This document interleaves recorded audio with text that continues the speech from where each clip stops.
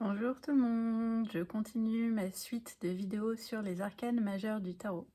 Dans chaque vidéo, je présente une dizaine de cartes différentes des tarots de ma collection pour montrer comment une même arcane peut s'exprimer différemment, avoir des significations un peu plus variées selon les symboles qui sont utilisés dans les images des cartes. Donc je vais aussi montrer les cartes des tarots traditionnels, du tarot de Marseille et du tarot Rider-Waite-Smith, mais j'aime présenter des tarots qui montrent vraiment une variété, une multiplicité des images qui sortent un petit peu des cadres traditionnels pour voir comment la carte s'exprime de manière différente. Aujourd'hui, on va voir la lune dans le tarot. Ça, c'est l'image de la lune dans le tarot de Marseille et ça, c'est l'image de la lune dans le tarot Rider-Waite-Smith. Elles sont relativement similaires, il n'y a pas grand-chose qui change entre les deux. Donc, les symboles principaux sur cette carte, c'est évidemment la lune dans le ciel. On peut remarquer que dans les deux, la lune a un visage humain de profil qui peut aussi montrer différentes phases de la lune. Et c'est une des rares cartes où il n'y a pas vraiment d'autres représentations humaines et elle n'est pas intégrale. C'est vraiment juste un visage dans le ciel. Donc déjà, c'est une forme de projection, c'est pas un vrai humain sur Terre. On peut voir sous la lune des gouttes qui partent du sol pour aller vers la lune, en tout cas c'est ce qui ressemble. Ensuite, on voit deux tours sur les côtés de la carte, deux chiens ou deux loups qui semblent un peu garder chacune des tours et qui semblent aboyer vers la lune. Ensuite, on a une rive avec de l'eau et une forme d'écrevisse ou d'homard qui sort de l'eau. Sur le tarot Rider-Waite-Smith, on voit bien un chemin aussi qui va de l'écrevisse presque jusque la lune, avec des montagnes en fond. Voilà pour les symboles principaux. Ce qui est intéressant aussi, c'est qu'on peut remarquer que la lune rayonne très fort. C'est vraiment comme... Il y a des rayons qui en sortent comme si c'était vraiment le soleil avec ses rayons qui a un halo presque éblouissant. Donc, la lune est évidemment un élément central. On a les différentes phases de la lune avec la lune croissante, le carré de lune, la lune qui est pleine. Il n'y a pas vraiment la nouvelle lune. Peut-être sur le tarot de Marseille, on le voit plus avec la couleur foncée. Donc chaque phase lunaire a une influence différente en astrologie. La nouvelle lune et la pleine lune n'ont pas la même énergie. La pleine lune est beaucoup plus empreinte du dynamisme, du rayonnement du soleil, alors que la nouvelle lune est plus secrète, plus perdue dans le fond du ciel. Ce qui est intéressant, c'est qu'on voit aussi donc l'influence que peut avoir la lune sur la Terre, sur l'environnement de manière concrète avec les marées, mais aussi par exemple il y a des personnes qui utilisent les phases lunaires pour jardiner, donc il y a vraiment une influence qui peut être palpable sur notre environnement et donc sur nous aussi potentiellement, et sur les animaux.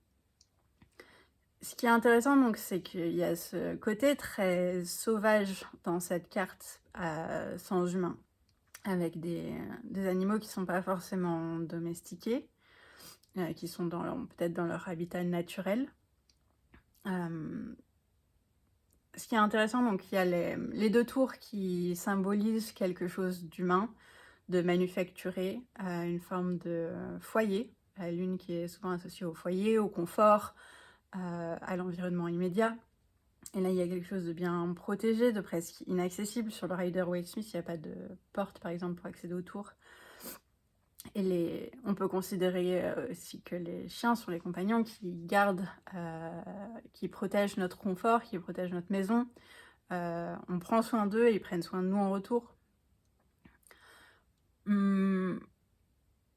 Ce qui est aussi notable, c'est l'eau en premier plan, l'eau dont j'ai déjà un peu parlé avec l'étoile, qui représente donc l'état intérieur, les humeurs, les émotions, les ressentis, l'imagination, les choses qui sont assez impalpables en soi, mais qui ont quand même une grande influence sur soi. Ça peut être aussi la santé physique, la santé mentale, et la façon dont on prend soin de ces choses-là, la façon dont on les conscientise, la façon dont on les laisse être une part de nous ou pas. Et là, l'écrevisse sort de l'eau, donc il y a quelque chose qui sort de nos profondeurs pour rejoindre la surface, pour être révélé à la lumière. Donc il y a une notion de secret, de révélation. Sinon, il y a aussi avec les chiens ou les loups qui aboient vers la lune, il y a cette notion de signaler, extérioriser un besoin, une émotion, une peur, signaler un danger, ou juste quelque chose à l'intérieur de soi qui essaye de communiquer avec l'extérieur de soi, quelque chose qui n'est pas forcément un langage très littéral, très directement compréhensible, comme le fait de réussir à comprendre ce qu'un animal peut dire, mais de ne pas réussir à le comprendre avec une vraie précision, comme on peut comprendre les mots de son propre langage. Donc il y a quelque chose de l'ordre de choses qui ont besoin d'être communiquées, mais qui sont peut-être difficiles à comprendre aussi, difficiles à mettre en mots. Ça peut être communiqué de soi à soi ou communiqué de soi à quelqu'un d'autre. Quelque chose qui n'est pas sur les cartes traditionnelles, c'est l'association astrologique. Dans le tarot Rider-Waite-Smith et le tarot Thoth, la lune est associée au poisson, qui est un signe jupitérien. Donc il n'y a pas forcément vraiment de rapport à la lune, si ce n'est qu'il y a effectivement cette grosse emphase sur l'eau, parce que le poisson est un signe d'eau. J'ai déjà un peu parlé des poissons avec la carte de l'étoile la dernière fois. Là, je vais m'attarder sur l'association que j'ai faite moi-même, qui est l'association au cancer. Donc la lune, en tant que planète, est déjà associée à la prêtresse, ce qui honnêtement fait sens. Même si c'est un peu étrange d'avoir la lune qui n'est pas associée à la lune. Mais le cancer est le signe de domicile de la lune. C'est le signe lunaire par excellence. Le cancer, c'est un signe qui... Donc il y a un signe d'eau, encore, très relié aux émotions, aux humeurs, aux fluctuations intérieures. C'est un signe cardinal, donc ça peut changer assez souvent, comme la lune. La lune change de phase très rapidement, elle fait un cycle complet en 28 jours, en un mois. C'est chaque transit de la lune aussi dans un nouveau signe nous apporte une énergie différente, une dynamique différente, des humeurs, des états intérieurs, parfois une sensation de malaise ou une sensation plus énergisée. Donc le cancer représente quelque chose d'assez mouvant, dynamique, mais aussi quelque chose de très intérieur, un besoin de repli, un besoin de vraiment s'écouter, qui représente pas forcément un dynamisme très visible de l'extérieur, c'est plutôt un dynamisme intérieur. Donc c'est un signe qui est associé au cycle, c'est le début d'une nouvelle saison, et il y a quelque chose donc de l'ordre du confort, du soin, de prendre soin pas forcément juste de soi, mais aussi des autres, de chercher à comprendre, de chercher à nourrir, à protéger. Voilà, et donc l'écrevisse peut représenter le cancer en soi sur la carte. Voilà pour l'association astrologique. Je vais maintenant passer aux autres cartes. Une carte du Cosmic Slumber Tarot. Donc il y a une représentation assez similaire en ce sens qu'il y a une lune dans le ciel, une forme de dualité comme avec les deux loups, les deux tours. Là on a deux humains montagnes qui se tiennent la main au-dessus d'un chemin d'eau qui arrive en plan d'eau en bas de la carte, avec deux chiens ou deux loups qui sont en train de patauger dans l'eau sur le reflet de la lune. Et la lune pleure.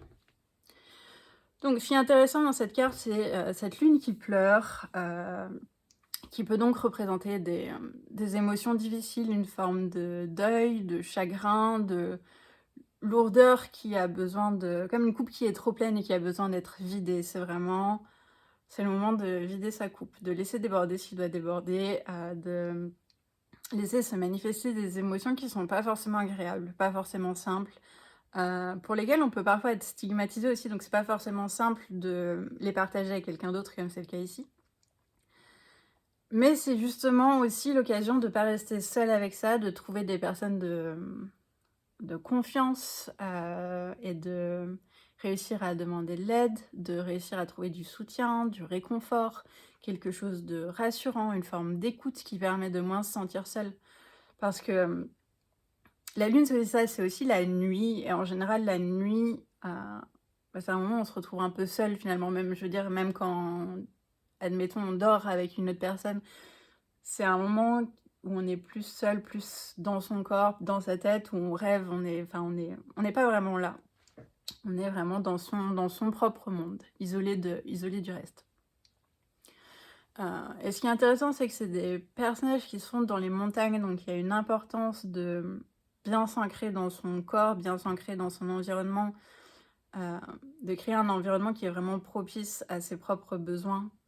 Parce que c'est facile de vite perdre pied quand on est beaucoup dans sa tête, beaucoup dans ses émotions, et pas forcément très ancré dans la réalité. Les chiens qui sont en train de patauger dans l'eau, ça donne l'impression de naviguer un peu dans des eaux troubles. Ça peut être une personne qui vient perturber ses propres routines, ses propres besoins, ses propres émotions, que ce soit volontaire ou non. Ça peut être juste quelqu'un qui va appuyer là où ça peut faire mal. Et comment on gère ces situations, comment on gère le fait d'avoir des fluctuations d'humeur, d'avoir des perturbations dans quelque chose qui semblait stable, limpide, calme. Donc il y a quelque chose beaucoup de l'ordre de la régulation physique, émotionnelle, mais aussi relationnelle. Et voilà pour cette carte. Ensuite, une carte du Mike Wilcox Tarot. C'est une carte assez simple en soi, si on la regarde de loin, on voit juste une pleine lune dans un fond de nuit, avec une étoile. Et en fait, si on s'approche, on voit qu'il y a quand même tout un décor avec des végétaux, avec une personne qui joue d'un instrument de musique, une autre personne qui danse à côté, un bateau qui est en train de naviguer sur une mer agitée. Donc il y a une emphase sur la nuit, évidemment, sur les activités qu'on peut faire pendant la nuit. Donc outre le fait de dormir, c'est aussi toutes les activités qu'on fait en coulisses, en secret, de manière cachée, ou juste par exemple, souvent les concerts, les soirées, rejoindre des personnes dans un bar, dans un café, etc. C'est souvent le soir, la nuit, parce que c'est quand on ne travaille pas.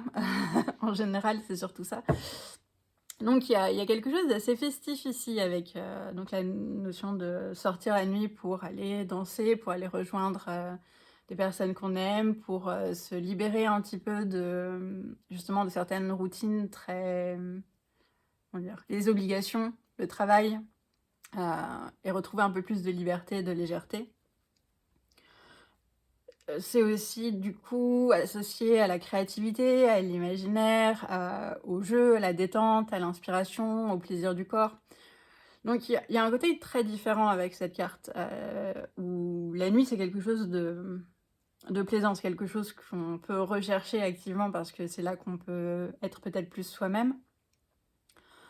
Il y a un côté un peu cosy, rassurant avec cette lune. Voilà. Ce qu'on peut noter aussi, c'est que il peut y avoir certaines choses qui sont plus simples à faire quand il fait sombre, quand il fait nuit. Par exemple, pour les personnes qui ont des difficultés avec certaines formes d'intimité, ça peut être plus simple de le faire quand on se sent moins vu, moins perçu, quand il y a une forme d'opacité qui permet de se sentir plus caché, protégé, mais tout en exprimant quand même quelque chose qui permet la connexion. Voilà pour cette carte. Ensuite, une carte du Dream Tarot. Donc sur cette carte, on peut voir une pleine lune. On voit souvent des pleines lunes dans un carnet lune. sur un fond de nuit avec des montagnes en fond, et la pleine lune est encadrée par une fenêtre flottante avec des rideaux qui représentent différentes phases de la lune. Derrière les rideaux se cachent comme des petits démons. Et sur le bord de la fenêtre, on voit une espèce de smiley dans une flaque qui dégouline dans une flaque d'eau au sol. Ce qui est intéressant, donc il y a les différentes phases lunaires en plus de cette grande pleine lune, donc ça peut encore une fois évoquer le fait que la lune n'a pas les mêmes significations tout le temps.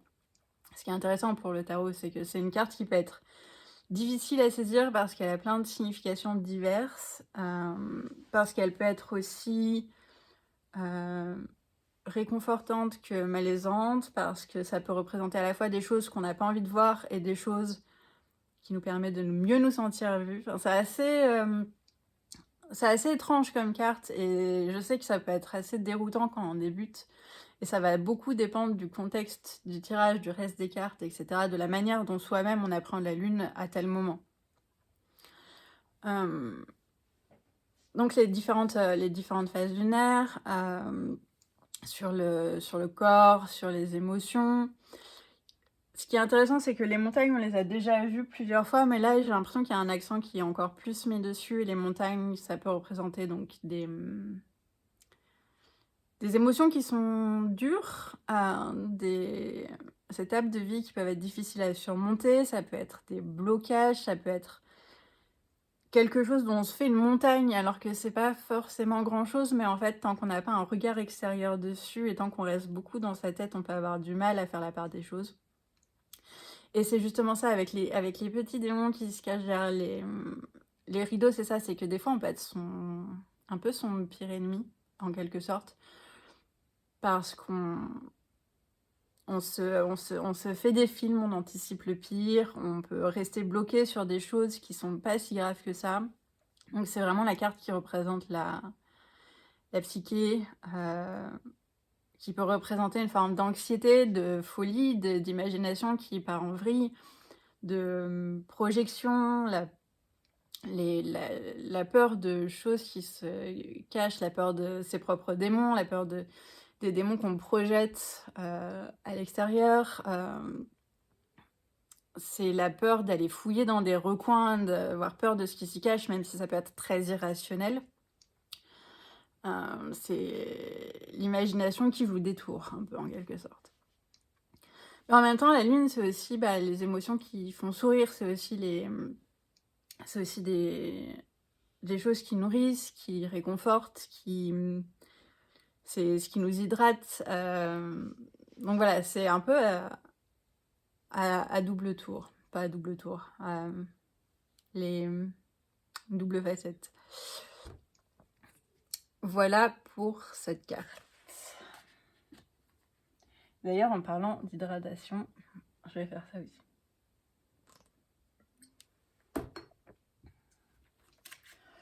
Une carte du tarot onirique. Donc elle est assez simple, cette carte. Il y a une grande pleine lune dans le ciel avec des nuages, une grande étendue, une mer, l'océan, qui fait des vagues contre une maison qui paraît complètement instable parce que du coup elle flotte sur l'eau. Donc là, on a vraiment une très très grosse lune sur la carte. Il y a une influence assez massive, assez importante, presque un peu flippante finalement, parce que par rapport à la taille de la maison, la lune paraît géante. Donc ça peut être... ce côté disproportionné, ça m'évoque justement ce que je disais juste avant, c'est de faire une montagne de quelque chose qui n'est pas aussi massif. Ça peut être aussi l'idéalisation de quelque chose qui ne le mérite pas autant. Bref. Donc là, on a vraiment l'eau partout. On n'a pas de quoi se rattacher à quelque chose de ferme. Donc ça peut être une carte qui évoque le fait de perdre un peu pied, de manquer d'ancrage, de s'appuyer sur des choses qui sont trop mouvantes, pas assez stables, pas assez solides. Ça peut être juste aussi entrer dans des mondes qui sont intangibles, qui sont immatériels. C'est l'intériorité, encore une fois, ça peut être donc, comme ce que je disais, les choses qui sont intérieures, ça peut être aussi la foi, les croyances, tout ce qui nourrit la psyché, en fait. Et là, avec cette vague qui vient se confronter à la maison, ça va être quelque chose qui vient perturber ce qu'on pensait être stable, ce qu'on pensait être solide, ce qu'on pensait être durable. Ça peut être quelque chose qui vient perturber le confort, la sécurité, les routines. Ça peut être des problèmes au foyer, avec la famille, avec les enfants. Voilà. Donc, encore une fois, les fluctuations, il y a une vague à un moment donné, elle va s'aplatir le moment d'après. Donc c'est pas quelque chose qui reste persistant, mais ça peut être quelque chose qui perturbe beaucoup sur le moment. Se faire prendre dans un rouleau de vague, c'est pas fun, même si ça s'arrête à un moment donné. Et donc ce côté très présent, très omniprésent même, ça m'évoque les choses qu'on peut plus ignorer, les choses qu'on peut plus refouler derrière les rideaux. C'est vraiment les choses qui sont en train de remonter à la surface et on n'a pas vraiment le choix que de faire face à ça et ça ne reviendra pas au fond. Ensuite, une carte du Serpent Fire Tarot. Encore une fois, ça m'évoque quelque chose de l'ordre de la protection. Protection, cette fois-ci, plus de secret, de l'occulte, de connaissances qui sont peut-être mieux cachées tant qu'on n'a pas certaines expériences ou certaines aptitudes à les comprendre. Donc il y a une forme d'initiation ici. Il y a un côté très, très magique, très spirituel. Donc il y a aussi la forte connexion donc, à la lune, mais aussi aux astres. C'est vraiment genre, la connaissance qui permet de mieux y accéder. Pour le meilleur ou pour le pire. Une forte connexion, ça peut être très bien et ça peut aussi être intense si on n'est pas préparé. D'où le besoin d'initiation et d'où le besoin de protection. C'est un seuil. Voilà. C'est aussi la lune comme intermédiaire du coup entre la terre et le ciel, entre le corps et l'esprit, entre l'incarné et le désincarné. Et aussi le fait d'accéder volontairement à soi par l'introspection consciente, par des efforts pour accéder à soi, même si c'est difficile. Voilà. Ensuite, une carte du tarot des éléments. Donc là, la lune a un sous-titre, c'est illusion. Et il y a une petite phrase qui dit « C'est moi celle dont les formes sont nombreuses et c'est moi celle qui n'a pas de forme ». Ce qui est très intéressant pour la lune. Donc encore une fois, les différentes phases de la lune, pas pareil. Mais ce qui est surtout intéressant là, c'est que du coup, on voit une pleine lune avec une main qui tient un masque devant la pleine lune, une main qui est encadrée par des pierres. Je sais pas si cette structure particulière a un nom, mais ça ressemble un peu à des menhirs en forme de portail au-dessus d'un escalier qui reflète les ombres donc de ces pierres et du masque. Très intéressant comme carte. Donc ça m'évoque la nuit qui peut changer les perceptions. Comme il fait nuit, comme il n'y a pas de lumière, on y voit moins clair. On peut voir des choses, des ombres, des choses qui sont pas vraiment là, des choses qui sont un peu déformées. C'est pas forcément mauvais, mais c'est un changement de perception. C'est pas la même chose que quand on y voit très clair, et ça laisse plus de place à l'imagination, à ses propres projections. Donc ça peut être aussi volontaire, c'est le fait de créer des propres illusions, des fantasmes, de développer son imagination pour créer des mondes fantastiques, pour créer des histoires qui permettent la régulation émotionnelle, justement la régulation de la psyché et de se sentir mieux vue, mieux entendue, mieux comprise via l'imaginaire. Sans forcément parler justement de quelque chose de très thérapeutique ou de très intime. Mais ça peut aussi être trompeur. Les illusions, c'est voilà, on peut se faire des idées sur quelque chose, on peut fantasmer quelque chose qui ne va pas arriver. On peut aussi, comme je disais avant, développer une forme d'anxiété ou de peur qui n'a pas lieu d'être. Et ça peut être très prenant comme si c'était quelque chose de vrai, de tangible.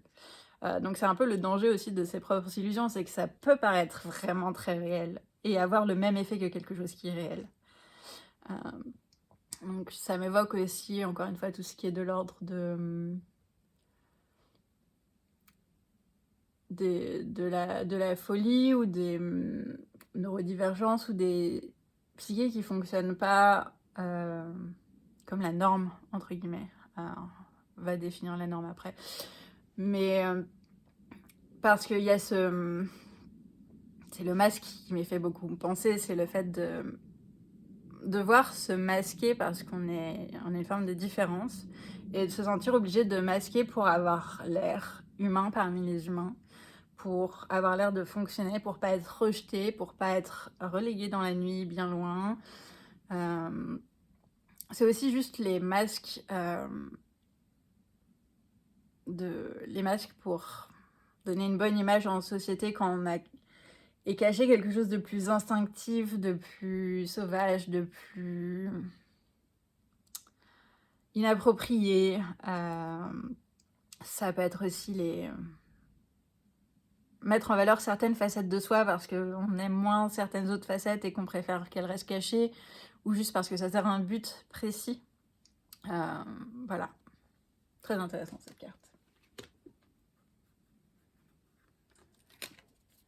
Ensuite, une carte du Blood Moon Tarot, qui met là aussi l'accent sur les différentes phases lunaires et le fait que qu'elles sont très différentes. Là, ce sont en fait des masques qui représentent donc squelette, humain, animal. Et on a une personne humaine au milieu qui est immergée totalement dans l'eau jusqu'au cou, avec juste quelques doigts qui dépassent. Et des yeux de tous sortent d'une espèce de fumée, une lumière un peu étrange. La carte est très sombre, il y a juste un peu une lumière qui sort de la personne humaine. Très intrigante cette carte, qui m'évoque quelque chose de très sauvage, très instinctif, très relié aux esprits, très relié aux ancêtres. C'est aussi les liens familiaux, les liens aux formes de vie non humaines. Donc il y a quelque chose de très connecté, de très lié aux sensations, aux ressentis, à une communication qui n'est pas forcément verbale, à des liens qui sont vraiment à la fois physiques et... Enfin bref, c'est très difficile à trouver mes mots pour cette carte, mais je l'aime vraiment beaucoup. Il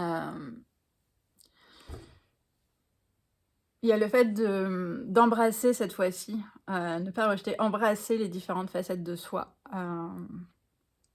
Celles qu'on a héritées, celles dont on ne sait pas quoi faire, celles qu'on cultive volontairement, celles qu'on aimerait être. Ça peut être les différentes facettes de soi selon avec qui on est, si on se sent en confiance ou non. Ça peut être selon différents environnements, différentes carrières, différentes activités, etc. Donc il y a toujours différentes versions de soi.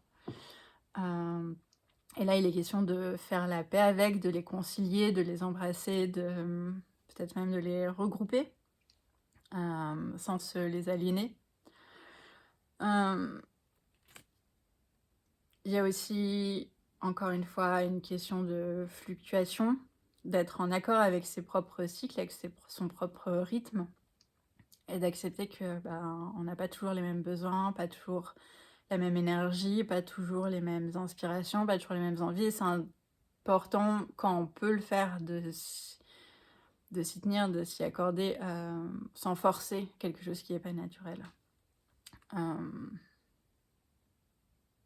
Voilà pour cette carte. J'aurais beaucoup de choses à en dire, mais ça fait déjà 30 minutes que je parle, donc je vais essayer d'accélérer un petit peu.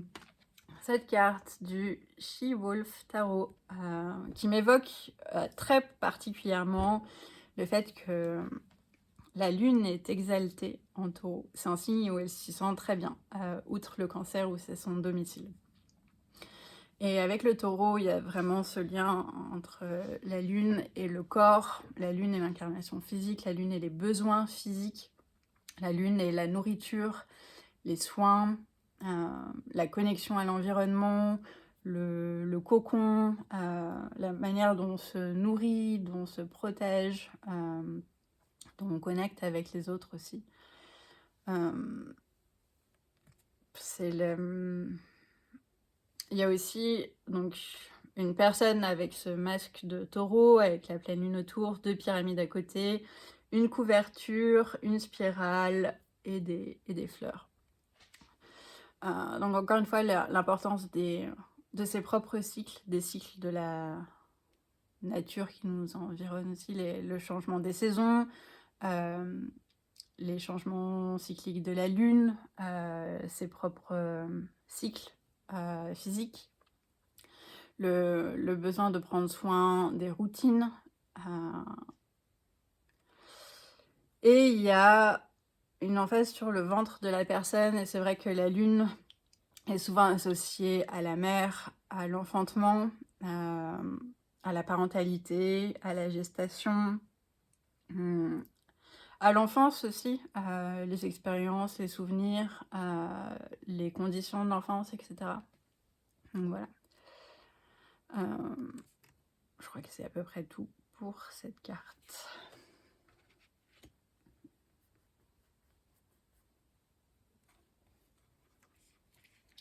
Ensuite, une carte du Luminous Tarot, là qui met pour le coup une grosse emphase sur le corps, ce qui fait sens avec l'astrologie.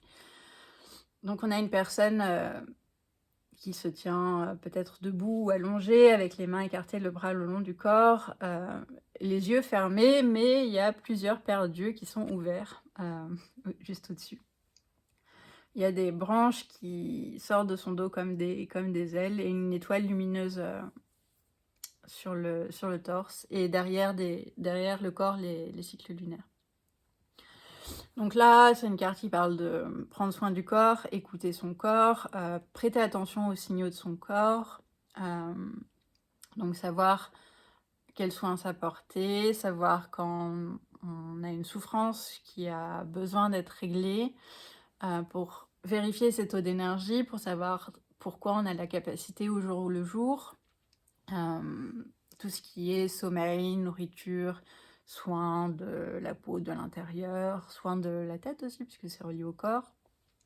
Il y a quelque chose d'assez paisible ici, mais en même temps, il y a aussi il y a quelque chose parfois de très rouge, comme si c'était enflammé.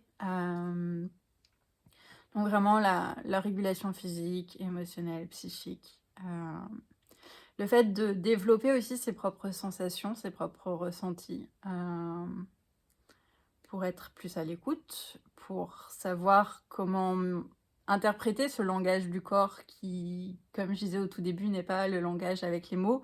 Et des fois, ça peut demander du temps, de la patience, du repos, du calme pour vraiment comprendre ces signaux. C'est le fait de peut-être chercher à décupler ses sensations aussi pour... ça peut être pour ressentir plus de plaisir, mais ça peut être juste aussi pour une espèce de meilleure connexion spirituelle avec ce qui nous entoure, qui n'est pas juste le tangible, mais aussi quelque chose de plus subtil. Et on a donc le fait d'être plus au repos, plus au ralenti, de ne pas forcément chercher à être dans l'action, mais plus dans une forme d'introspection. Et enfin, dernière carte, une carte du Oak Ash and Thorn Tarot, où on voit un petit écureuil enroulé, emmitouflé dans sa queue, sur un tapis très moelleux de végétaux, avec un croissant de lune qui l'entoure comme un petit berceau. Et c'est la nuit. C'est une carte assez simple en soi, qui met l'emphase sur le besoin de repos, le sommeil, l'importance Du sommeil et des cycles de lenteur, de repos, de calme, pour la régulation.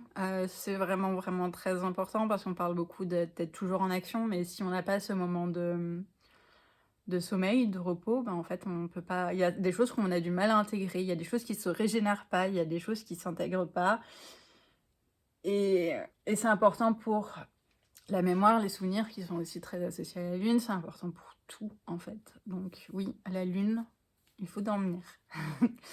Hem Et donc tout ce qu'il y a autour, du sommeil, donc les rêves, ce qu'on perçoit dans ces rêves, ce que ça nous dit sur notre vie éveillée, ce que ça peut nous apporter comme régulation intérieure, ce que ça peut nous aider à mieux comprendre. Encore une fois, avec un langage un peu étrange, très symbolique, très bizarre parfois, parfois cauchemardesque aussi. Et les cauchemars disent aussi beaucoup. C'est pas agréable, mais ça peut aider à dire: «Là, il y a un problème». Hem, c'est aussi juste, sans parler forcément de sommeil, une carte qui peut inviter à ralentir, à prendre plus son temps, à suivre plus son propre rythme quand on peut, à peut-être demander des aménagements pour être plus à son rythme, pour répondre plus à ses besoins et accepter qu'on n'est pas des machines. Hem, accepter que parfois on a besoin de plus de temps, plus de repos, plus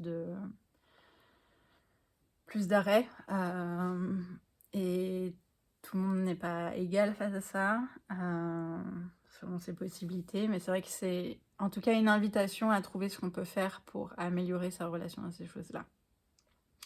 Il y a aussi quelque chose de très confortable, très cocon, très, rassurant dans cette carte. On on se sent un peu protégé, en confiance. Mmh.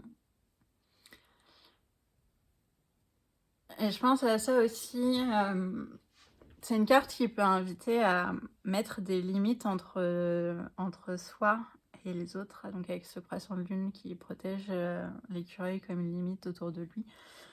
Hem, c'est pas parce que parfois on fait rien ou qu'on fait pas grand-chose ou qu'on n'a pas une activité prévue qu'on doit forcément se rendre disponible pour les autres. Hem, c'est pas parce qu'on n'est pas en surcharge, qu'on doit continuer à charger la mule. C'est une invitation à se dire que, ben, des fois, c'est juste on a besoin de dire stop, de dire non, de faire pause, hem, même sans justification, parce qu'on en a enfin, on en a toujours besoin, quoi qu'il arrive.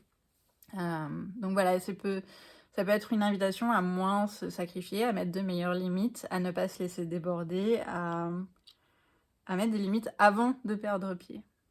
Voilà. Et c'est tout pour la lune. J'espère que ça vous aura aidé à mieux comprendre cette carte. Il y a plein de choses que j'aurais encore aimé développer, mais j'ai déjà beaucoup parlé, ça fait presque 40 minutes. J'ai une page dédiée à la lune sur mon site, donc avec les interprétations, la symbolique, les aspects positifs, les aspects négatifs, les associations astrologiques, des mots-clés, etc. Et si vous aimez bien ces analyses visuelles de cartes, chaque mois, je publie sur Patreon des analyses écrites, cette fois-ci, sur toutes les cartes du tarot de ma collection. Donc il y a aussi les arcanes mineurs, et je vais plus en détail sur chaque carte, parce que je fais une carte à la fois. Et c'est à l'écrit, donc si vous avez du mal avec les vidéos, peut-être que vous aimerez mieux ceci. Et sinon, c'est tout. On se retrouve la prochaine fois pour le soleil. Salut!